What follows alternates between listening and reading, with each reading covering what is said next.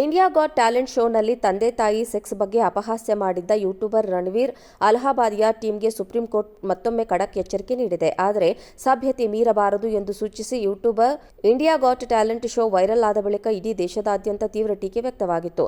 ಈ ಕುರಿತು ವಿಚಾರಣೆ ನಡೆಸಿದ್ದ ಸುಪ್ರೀಂ ಕೋರ್ಟ್ ತೀವ್ರ ತರಾಟೆಗೆ ತೆಗೆದುಕೊಂಡಿತ್ತು. ಮನಸ್ಸಿನಲ್ಲಿರುವ ಕೆಟ್ಟದ್ದನ್ನು ಯೂಟ್ಯೂಬ್ನಲ್ಲಿ ರಣವೀರ್ ಹೊರಹಾಕಿದ್ದಾರೆ.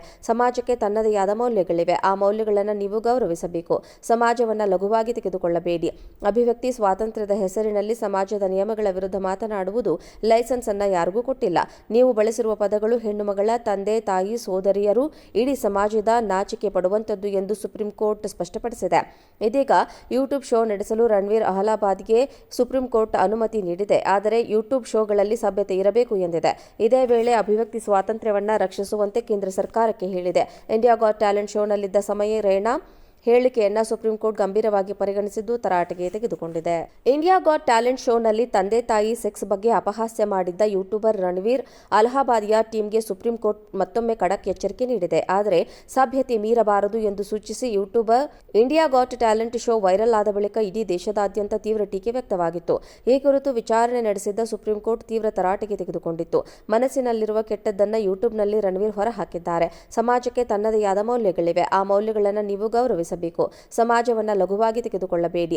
ಅಭಿವ್ಯಕ್ತಿ ಸ್ವಾತಂತ್ರ್ಯದ ಹೆಸರಿನಲ್ಲಿ ಸಮಾಜದ ನಿಯಮಗಳ ವಿರುದ್ಧ ಮಾತನಾಡುವುದು ಲೈಸೆನ್ಸ್ ಅನ್ನ ಯಾರಿಗೂ ಕೊಟ್ಟಿಲ್ಲ. ನೀವು ಬಳಸಿರುವ ಪದಗಳು ಹೆಣ್ಣು ಮಗಳ ತಂದೆ ತಾಯಿ ಸೋದರಿಯರು ಇಡೀ ಸಮಾಜದ ನಾಚಿಕೆ ಪಡುವಂತದ್ದು ಎಂದು ಸುಪ್ರೀಂ ಕೋರ್ಟ್ ಸ್ಪಷ್ಟಪಡಿಸಿದೆ. ಇದೀಗ ಯೂಟ್ಯೂಬ್ ಶೋ ನಡೆಸಲು ರಣವೀರ್ ಅಲಹಾಬಾದ್ಗೆ ಸುಪ್ರೀಂ ಕೋರ್ಟ್ ಅನುಮತಿ ನೀಡಿದೆ. ಆದರೆ ಯೂಟ್ಯೂಬ್ ಶೋಗಳಲ್ಲಿ ಸಭ್ಯತೆ ಇರಬೇಕು ಎಂದಿದೆ. ಇದೇ ವೇಳೆ ಅಭಿವ್ಯಕ್ತಿ ಸ್ವಾತಂತ್ರ್ಯವನ್ನ ರಕ್ಷಿಸುವಂತೆ ಕೇಂದ್ರ ಸರ್ಕಾರಕ್ಕೆ ಹೇಳಿದೆ. ಇಂಡಿಯಾ ಗಾಟ್ ಟ್ಯಾಲೆಂಟ್ ಶೋನಲ್ಲಿದ್ದ ಸಮಯ ರೇಣಾ ಹೇಳಿಕೆಯನ್ನ ಸುಪ್ರೀಂ ಕೋರ್ಟ್ ಗಂಭೀರವಾಗಿ ಪರಿಗಣಿಸಿದ್ದು ತರಾಟೆಗೆ ತೆಗೆದುಕೊಂಡಿದೆ.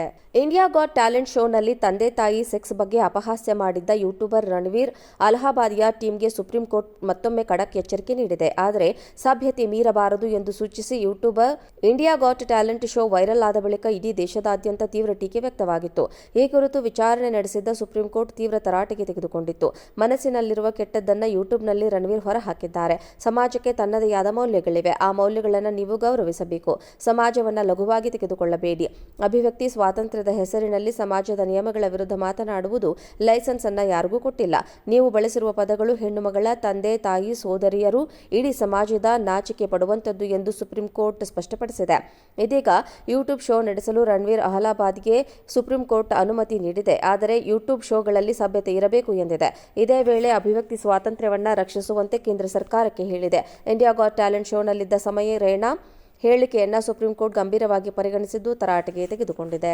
ಇಂಡಿಯಾ ಗಾಟ್ ಟ್ಯಾಲೆಂಟ್ ಶೋನಲ್ಲಿ ತಂದೆ ತಾಯಿ ಸೆಕ್ಸ್ ಬಗ್ಗೆ ಅಪಹಾಸ್ಯ ಮಾಡಿದ್ದ ಯೂಟ್ಯೂಬರ್ ರಣವೀರ್ ಅಲಹಾಬಾದಿಯ ಟೀಮ್ಗೆ ಸುಪ್ರೀಂ ಕೋರ್ಟ್ ಮತ್ತೊಮ್ಮೆ ಖಡಕ್ ಎಚ್ಚರಿಕೆ ನೀಡಿದೆ. ಆದರೆ ಸಭ್ಯತೆ ಮೀರಬಾರದು ಎಂದು ಸೂಚಿಸಿ YouTuber India got talent show viral ಆದ ಬಳಿಕ ಇಡೀ ದೇಶದಾದ್ಯಂತ ತೀವ್ರ ಟೀಕೆ ವ್ಯಕ್ತವಾಗಿತ್ತು.